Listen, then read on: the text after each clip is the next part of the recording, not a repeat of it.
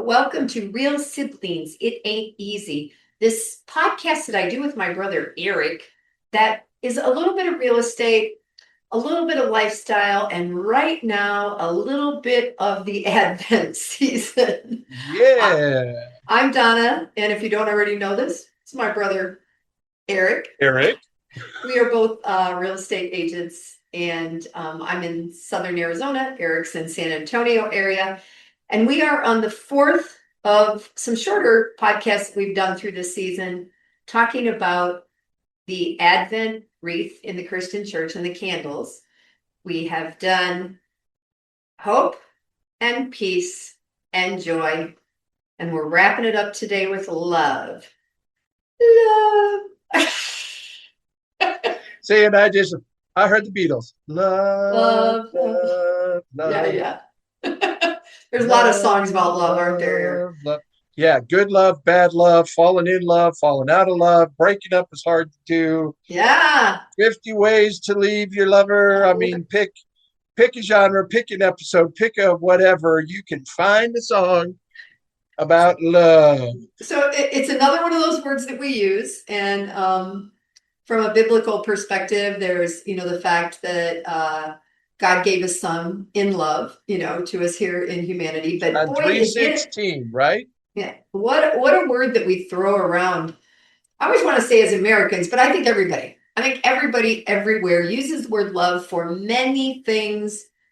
Pizza, pets, vacations, sunsets, kids, parents, grandparents, whatever. So what you and I were just talking, you did a little bit of research on the meaning of love. What did you say, Greek? Is that where you went? Yeah, I went back to the Greek because taking this back to the Advent wreath, New Testament, much of the New Testament was written in Greek because Paul was fluent in Greek. So he wrote in Greek.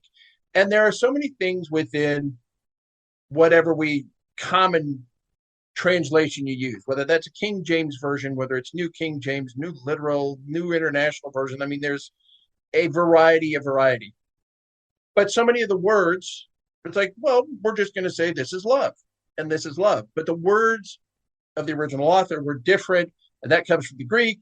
And it's because there are basically four primary different words that were used to represent love: eros, erotic, romantic love; philia, brotherly love; storge, which is familial love; and then agape, which is unconditional. There are no absolutes. You cannot earn it. You don't deserve it. It's just their agape love. And that like is forms of grace. The love of God in giving his son. And that is why love is the fourth Advent candle. The fifth one would be the Christ candle. So it is a demonstration of God's love. I said John 3:16, for God so loved the world that he gave his only begotten son. Yeah. And so I want to interject something right here, that we're coming at this from our perspective, from the way we grew up, from the way that we celebrate, from going to the churches that we go to now. I want those of you who are of any other faith or lack of faith, from a biblical perspective, like my children, but I think about my Jewish friends, and I love the way see, here I go, the love when they light the candles on the menorah and the way they celebrate it. I have spent some way more time this year with a Muslim friend and learned so much more about that religion. And so I don't want anybody to feel like we're pushing this, in any way, shape, or form, our belief. It is a perspective. Correct. And yeah, you're right. There's so many different cultures. And every culture approaches this differently, which is why the Greek culture had 4 words for it, or more. Yeah. And why, I did a quick reference. Yeah. Last episode, you said you used Chat. I used Grok for this quick search using our AI tools. We are so advanced now. Yeah. And I told you that Brock is the one who said, "What are Japanese words?" Yeah, there were so many other meanings of the word love in other languages, and I always relate it back to snow in the Inuit culture and stuff, where they knew what kind of snow it was, and we just say snow, or we say wet snow. We have to put another adjective there, or big flakes, whatever. But there was, I think it was Norwegian that had a specific word for love, and I can't remember that there was 4 or 5 of them. One of them had to do with the reuniting of people who maybe hadn't seen each other for a long time. One of them had to do, and I think this was Portuguese, and I think it was South American Portuguese, that had a word for somewhere past that instant attraction, when you're kind of leaning and starting to fall in love, but you're not really there yet, so you're not going to say I love you. And things are clicking, but they're not right. Run away, run away, run away. Exactly. And I think in Spanish it's what te quiero and te amo, right? So to me, te quiero, I want you. That is, I don't know. That's interesting. Do you automatically think of the wanting from a love perspective? Just putting it out there. Okay, so you said ti amo, and then I heard amor.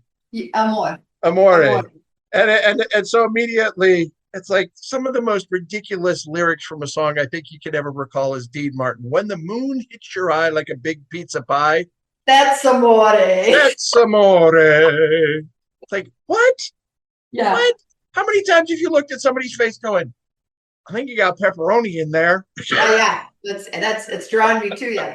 So as we think about real estate, so we've talked, briefly in these about what we feel like we do in our jobs to celebrate hope and peace and joy and now love. And I was looking at my notes about how marriages create a love story, which can mean a buyer.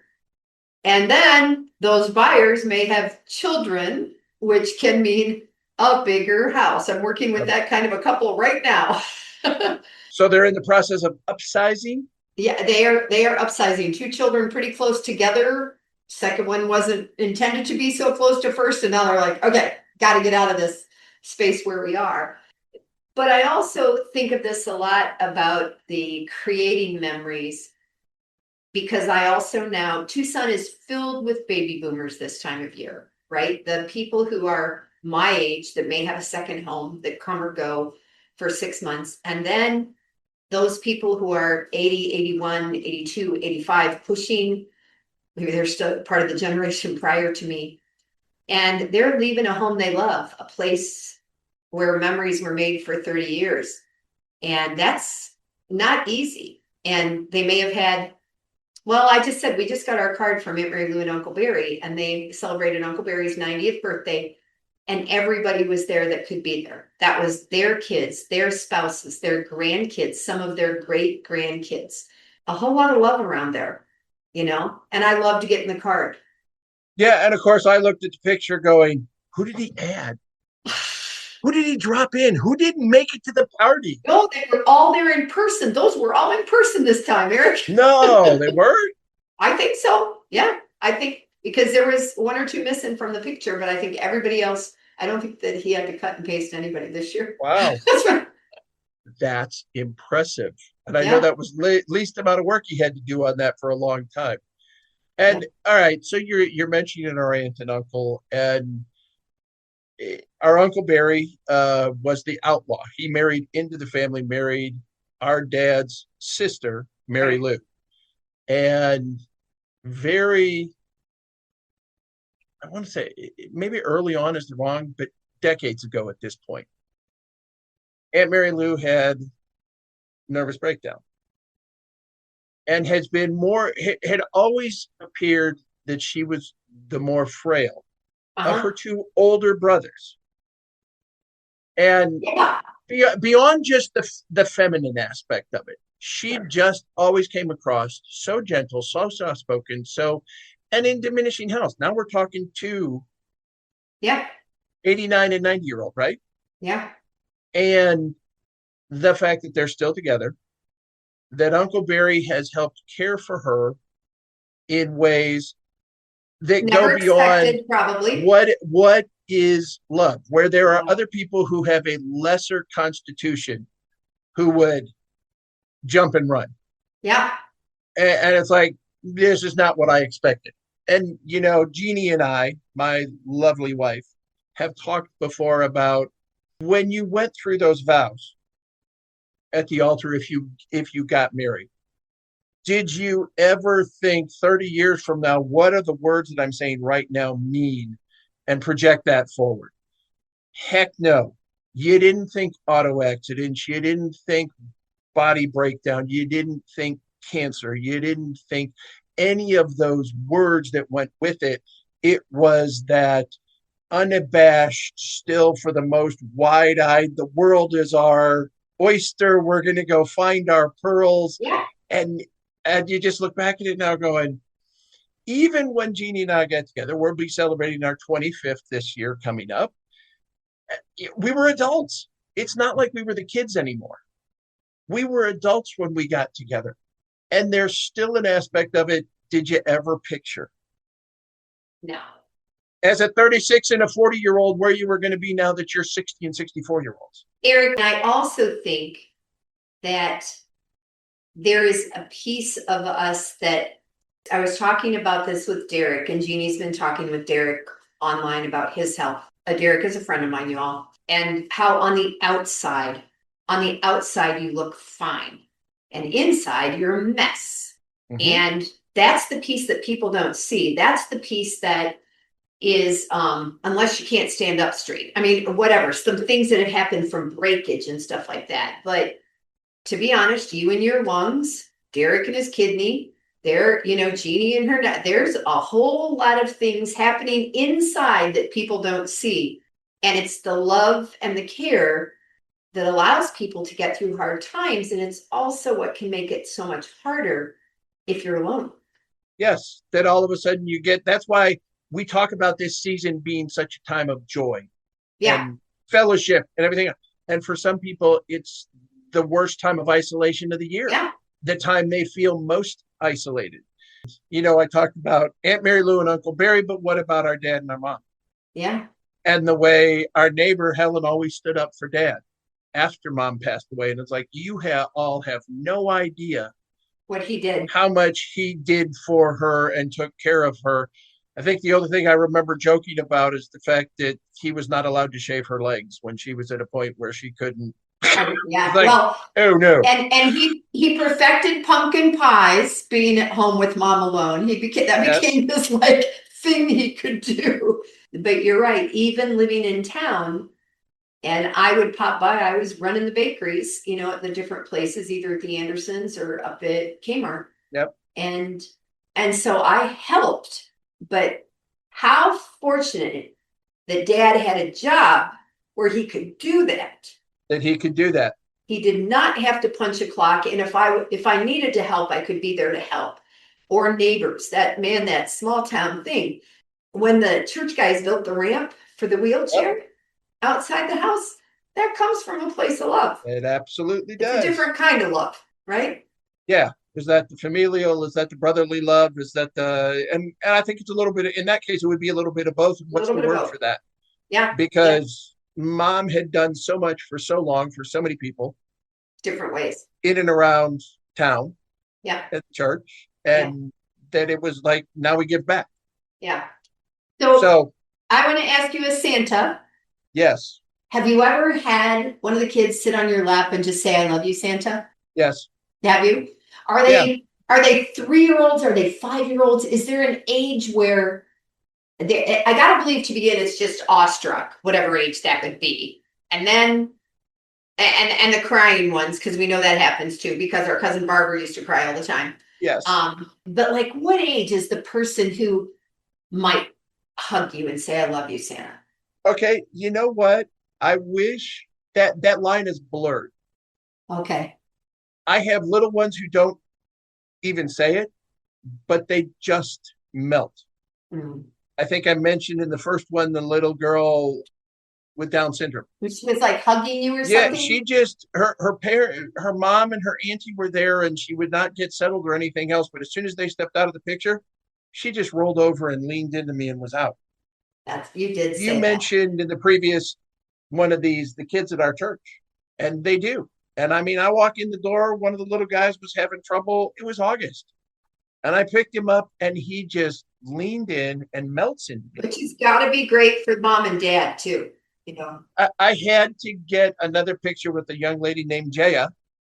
And her mom is just like, no, you do not understand. You two are her favorite people. She brings you up every day and can't wait for the next time she's going to see you. So we got a picture with Cheryl and her daughter, Jaya. And then there's the older. She was working in hospitality the night of our cantata. And because we had barbecue and burgers and tamales and everything else as part of the service, she's like, I didn't get a picture. Can I get a picture today? And I was like, you're talking about an 18, 19, 20 plus year old who's like, no, we want a picture with you too. Come on. So it's not a defined line. I try to be very, very careful as I've gotten connected and you do more of this. Unfortunately, the world that we live in is the other side of things. And there is a big draw. One of the guys that I know from Louisville, Kentucky, and he and I personally had coffee. He's currently over in Hong Kong, working at the airport. He's in Hong Kong, working at the airport for all the international travelers playing Santa Claus in Hong Kong. Wow. Right? So he got there, he landed, had the next day after to get checked in and climatized. He went up to see the giant Buddha statues, did that thing, and is now down back in the airport today. When you start getting to those positions, we have to carry insurance. And we have to carry insurance nowadays, primarily related to all the modern things you have to worry about. And one of the people here in Helotes, another gentleman that I know in the hometown, he works out in the casinos. He has to carry a multi-million-dollar liability policy because when the drunk honeys out in the casinos wake up the next morning and take a look at a picture on their camera